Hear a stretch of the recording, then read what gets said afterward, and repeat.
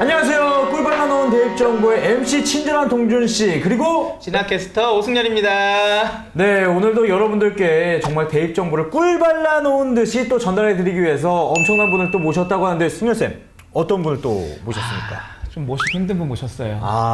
우리 많이 회사대 괜찮은 건 알고 있죠. 근데 막연하게 정확하게 뭔지 몰라요. 이게 사관학교만큼 뭐 혜택은 많다고 하는데 뭐가 좋은지 이참에 한번 제대로 알고 가면 좋을 것 같아서 목포해양대 양원재 교수님 한번 모셨습니다. 반갑습니다. 예, 반갑습니다. 목포해양대학교 양원재입니다.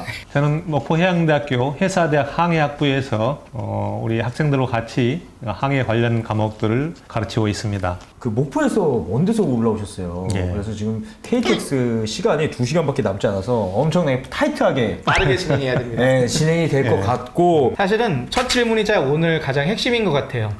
해사대 사람들이 뭔가 좋다고는 알고 있어요. 근데 이게 정확하게 뭐 특전이 뭔지 이게 와서 어떤 좋은 점이 있는지 먼저 말씀드리고 싶은 것은 해양에 대한 꿈과 비전을 마음껏 펼칠 수 있는 그런 대학이고요. 또 구체적으로 들어가면은 국가로부터 등록금을 지원을 받고 또 생활비, 제복, 또 그다음에 승선 생활관 이런 다양한 혜택들을 받고 있는 국내의 유일한 그 해양계 특성화 대학입니다.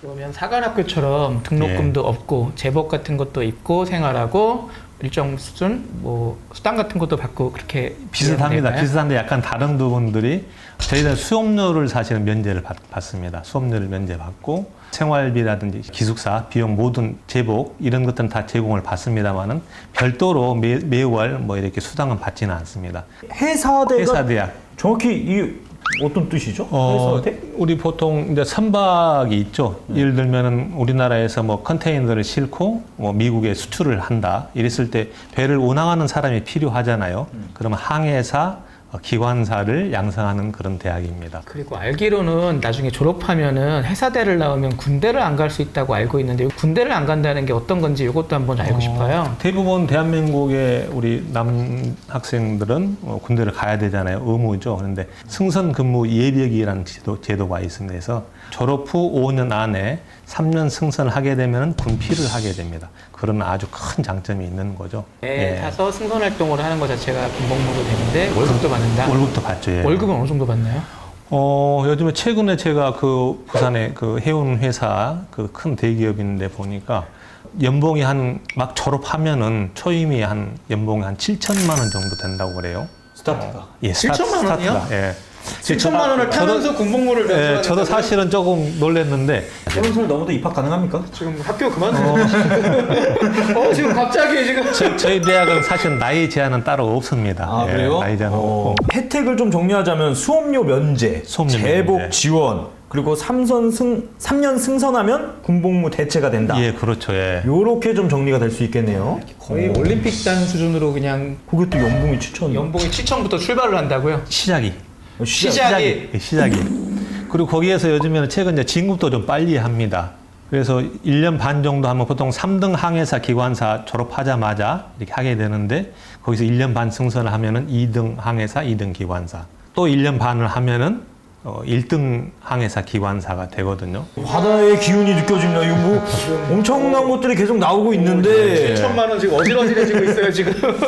그러면 조금 좀 자세히 아까 그 선박 할 때 좀 어디로 좀 진출을 하는지 좀 자세히 좀 얘기를 해주셔야 될 것 같아요. 그렇죠. 사실은 대부분 사람들이 이제 선장이라든지 선박하면은 이렇게 물에서 떠다니는 배들은 다 선박이라고 생각을 하는데 보통 이제 우리 그 졸업생들이 승선하는 선박은 외양 상선이라고 합니다. 그러니까 아마 여러분들 TV에 많이 보셨을 겁니다. 뭐 컨테이너라든지 뭐 자동차라든지 또 뭐 원유라든지 이런 것을 싣고 수입하고 수출하는 그런 외양 상선에 주로 화물선에 항해사 기관사로 승선을 하게 됩니다. 예. 엄청 큰 배겠네요.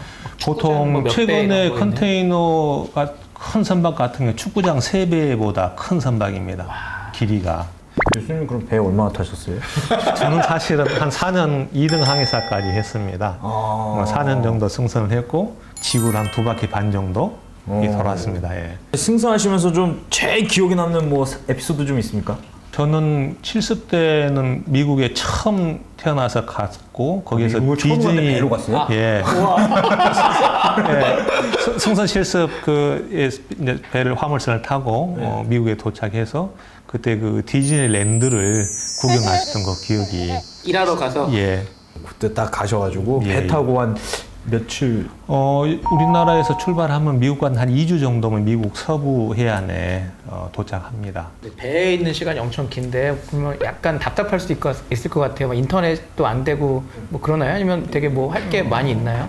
육상보다는 조금 인터넷 환경이 조금 속도도 느리고 합니다만은 이제 최근에는 그 스타링크라고 우리 그 일론 머스크 있잖아요. 그 회장이 그 저궤도 위성들을 이제 여러 개 쏘아 올려가지고 지금보다 훨씬 원활하고 원하는 만큼 쓸 수 있는 그런 환경이 되지 않을까 싶어요. 머스크 형 땡큐. 승선 생활에 장단점이 있다면 뭐가 있을까요? 또 월급은 진짜 엄청나게 많이 받으면 힘든 점도 있을 것 같아서. 예. 일단 초봉이 7천이다. 7천은 일단 이거는 이거 뭐 너무 많이 솔깃솔깃해서. 이거는 아주 뭔가 그 대가가 좀 따르는 거 아니에요? 이거 네. 돈을 많이 준다는 건 뭐 이유가 있는데. 승선 생활도 보면은 자기가 해야 될 업무 자체는 크게 힘든 거는 아니라고 보는데 일단 제일 어렵게 생각하는 게 일단 육지에서 가족과 떨어져서 또 친구와 떨어져서 몇 개월을 생활한다는 거. 그 항로에 따라서 한 3-4개월, 6개월 그 4개월, 6개월 정도 승선을 마치고 또 2개월에서 3개월 정도 휴가를 받습니다. 유급 휴가를 받으니까. 휴가가 며칠이라고요? 보통 6개월에 한 2달 정도 지금 현재는 유급 휴가를 받습니다. 휴가가 유급으로 2달이요? 예, 그러니까 좀 특수한 분야이다 보니까 사실은 또 연봉이 상대적으로 높은 부분도 있고. 좀 그 교수님께서 배출하신 그 학생들이 이제 막 그 타고 있을 텐데 예. 좀 들리는 이야기들은 좀 어떻다고 합니까? 요즘 현재 요즘 어떻다? 요새 어떻다? 이거 교수님한테 얘기해 주실 거 아니에요? 학생들의 어떤 반응이 다양하긴 합니다. 각자 어떤 그 생각에 따라서는 이것도 또 어렵다고 생각하는 친구들도 있는 것 같고, 또 어떤 친구들은 상당히 만족스럽게 특히 항해사 같은 경우는 7년 정도 승선하면은 선장을 할 수가 있거든요. 또 그리고 선장을 하고 난 다음에 3년 정도 승선 경험이 있으면 또 파이럿 도전사라는 또 이런 정말 특별한 전문가가 될 수 있습니다. 도전사 우리나라 전문직 연봉 1위 직업 아니에요? 그 엄청 돈 많이 버는 직업. 맞습니다. 알고 계시네요. 졸업생들이 뭐 전부가 그런 건 아니지만은 일부는 뭐 의무 기간을 마치고 또 다른 또 해양 산업 분야에 진출도 하고 또 일부는 또 일항사에 선장을 해서 또 도전사를 꿈으로 이렇게 하는 친구들도 있고 그렇습니다. 그래서 막상 진로 얘기가 나왔으니까 아예 진로 얘기를 그냥 다이렉트로 좀 얘기를 하자면 지금 선장, 예. 도선사, 예. 항해사, 예. 또 기관사. 기관사. 예. 지금 뭐 다양들이 있는데 정리가 뭐죠 좀 필요할 것 같아요. 이게. 그 항해를 전문시켜서 배를 운전하는 사람. 배를 이런 거 좋아해요. 이런 거 좋아해요. 배를 운전하는 사람, 네. 쉽게 해서 네. 자동차 운전하는 것처럼 배를 운전하는 사람. 그다음에 또 배가 움직이려면은 그 추진력이 있어야 될 거 아닙니까? 네. 엔진, 메인 엔진이 있어야 될 거고 다양한 기기들이 필요하거든요. 그런 것들을 관리하고 운영하는 기관사. 그리고 또 이제 배 화물을 관리하고 또 정비를 하고 이런 선원들. 그렇게 해서 한 20명 정도의 전체 선원들이 배 승선에 있습니다. 도선사 안 나오는데요? 도전사는 미국에서 우리나라 예를 들면은 인천항에 배가 입항을 한다. 배를 이렇게 안전하게 부두에 접안하고 또 출항할 수 있는 전문가. 운전을 대신해 주는 거예요? 아니면 그렇죠. 그냥 설계를 해 주시는 거예요? 아니, 운전을 대신 운전을 하는 거죠. 물론 이제 배 항해사 기관 선장님도 할 수는 있지만은 법적으로도 특별한 경우 아니면은 도선사를 요청을 해서 안전하게 접안하도록. 우리가 생각하는 배가 그러면 엄청 사람이 많은 게 아니라 20명 정도밖에 없으면은 약간 그런 걱정도 한편으로 들 것 같아요. 혹시 졸업하고 취업 자리가 없는 거 아니야? 그런 걱정은 안 하셔도 되고요. 아 그래요? 왜 이유가 있나요? 최근에 우리나라의 소유의 선박들이 한 1,500척 가까이 됐거든요. 국내 해양대학이 딱 2군데 있습니다. 부산의 한국해양대학교, 목포의 목포해양대학교 다 국립입니다. 그래서 그 양해양대학에서 배출하는 그 항해사 기관사가 연 1,000명입니다. 그러니까 우리나라가 가지고 있는 배가 1,500척 이상이 된다고 그랬잖아요. 그러면 졸업하는 사람은 1,000명이 안 되니까 1,000명 정도 되니까 사실 500명이 비잖아요. 전 세계적으로도 마찬가지예요. 전 세계 바다에서 이렇게 돌아다니는 상선들, 선박에 비해서 그 선박을 운항하는 선원들이 부족하거든요. 그래서 약간 원하면 해외로도 취업도 할 수 있겠네요. 맞습니다. 예, 그래서 인원이 항상 부족한 실정입니다. 어떻게 교수님이 보시기에 K 항해술 예. 어떻게 보십니까? 전 세계적으로 아주 상위 클래스입니다. 우리 K-팝처럼 대한민국 회기사 하면은 세계에서 넘버원이다. 이런 그 인정을 받았거든요. 그러면 안전하고 더 고연봉 받고 해외에 또 취업도 할 수 있다는 얘기네요. 그래서 저희들은 아까 잠깐 말씀드린 우리 승선 근무 예비역 졸업을 하고 일정 기간 동안 승선 근무를 하면은 군필도 되고 또 그런 친구들은 또 실력을 갖춰서 외국계 회사에 승선을 하고 우리 졸업생들 뭐 여학생도 그렇고 유튜버로서 활동하는 친구들도 있습니다. 예. 여학생이요? 예.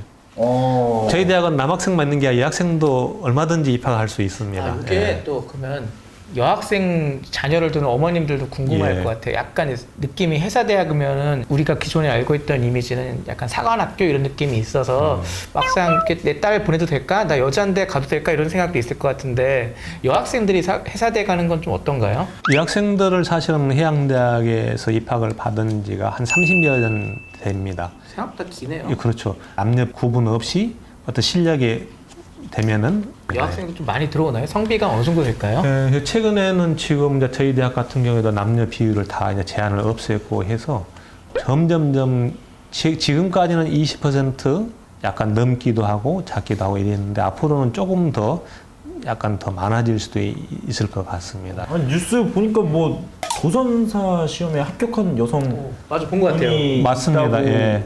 최근에 보통 이제 매년 도전사를 한 25, 6명 이렇게 뽑거든요. 근데 올해는 우리 목포 해양대학의 26명의 도전사 중에서 12명이 사실은 합격을 했어요. 우리 목포 해양대학교 졸업생들이. 그리고 여항해사 도전사는 지금 나이가 만 37이에요. 아까 국대 연봉이라고 들었는데 37 도전사가 됐어요. 국대 연봉이라고 들었는데 그렇죠. 사실은 37의 말 그대로 어떤 선박 분야의 최고의 어떤 그런 전문가가 되는 거죠, 사실은. 난 왜 고등학교 때 이렇게 해양대에 있는 걸 몰랐을까요? 그 아까 남학생이 한 80명 정도 입학을 하면은 굉장히 또 사관학교 좀 규율이 있거나 뭐 너무 막 규율이 무서워서 또 못 가요 이런 말이 있을까봐 이런 것도 한번 정리를 해주는 게 좋을 것 같아요. 확실하게 이렇게 어떤지. 보시면 될 것 같아요. 우리 목포 해양대학의 해사대학은 그 기숙사라고 명칭하지 않고 승선생활관이라고 이렇게 그 명칭을 합니다. 그래서 말 그대로 그냥 단순하게 기숙사라기보다는 그 아까 앞으로 훌륭한 항해사가 기관사가 되기 위한 생활을 하면서 4년 동안 같이 뭔가 그 전문 분야의 어떤 그런 전문가가 되는 그런 과정을 거치는 그런 곳이라고 보면 됩니다. 약간 군대 이미지로 이렇게 막 각 잡고 막 이렇게 먹고 그렇지 않습니다. 이런 건 아니다. 이름이 해사대학일 뿐이다. 예전에는 사실은 주말에만 밖에 외출할 수 있었고 이런 적도 있었는데 지금은 언제든지 하루에 뭐 수업 끝나면은 그냥 지문 터치만 하고 언제든지 밖에 나갔다 정해진 시간 내에 들어올 수도 있고 예년에 비해서 엄청 자율화되고 바뀌고 있습니다. 100% 생활관으로 들어가야 돼요? 아니면 그냥 다른 데서 들어야 되는 거예요? 우리는 사실은 의무입니다. 왜냐면 그 배에서는 막 예. 목숨이 왔다 갔다 할 수도 있잖아요. 위험한 천만한 예, 것들이 맞아요. 있으니까 예. 그래서 좀 규율도 있고 막 기도 세야 되고 약간 좀 뭐 이렇게 좀 탁탁 지켜야 될 것들이 많이 있어서 그렇습니다. 그렇게 좀 생활을 예. 했었는데 요즘은 조금 어떻게 그렇게 좀 풀어지면 배에서 좀 위험한 거 아니에요? 그래서 이제 승선 생활과는 말 그대로 이제 준비하는 그런 공간으로서 기본적으로 차근차근 적응하는 그런 공간으로서 활용을 하고 시기마다 각종 이제 아까 말 그대로 그 큰 배를 또 멀리까지 항해를 하고 관리를 하고 해야 되니까 그런 훈련들을 또 중간중간에 합니다. 배 타는 거에서 만약에 나중에 지내다 보니까 적성이 맞으면 너무 다행인데